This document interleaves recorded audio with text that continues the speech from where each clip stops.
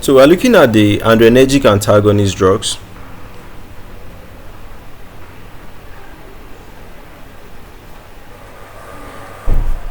Alright, adrenergic antagonist. So when you say a drug is an antagonist, the drug is against the action of that receptor, So for the adrenergic antagonist drugs, basically you can see that means they could actually act on the alpha receptors.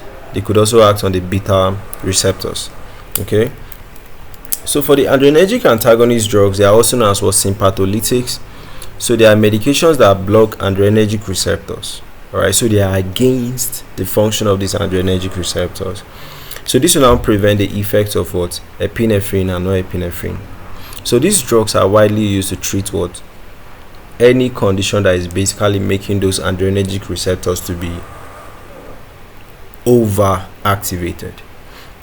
So the drugs are widely used to treat cardiovascular conditions, glaucoma, benign prostatic hyperplasia.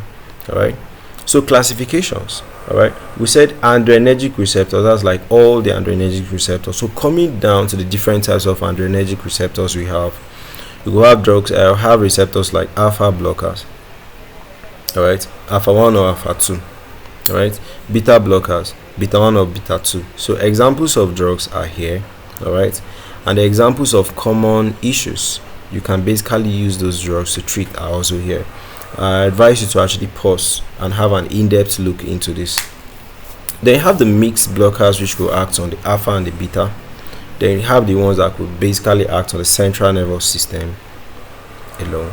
Alright, so alpha adrenergic antagonists, everything is summarized here. Alright, so things like Doxazosin, alright, Prazosin, Tamsulosin. Alpha 2 blockers like Yohimbine, Phentolamine. Alright, then beta adrenergic antagonists like beta non-selective blockers, alright, and all of that. Then non-selective beta blockers like propranolol, nodalol, timolol. This is just an overview lecture. We'll still come back to each of these concepts to look at them in depth. The centrally acting ones, things like clonidine.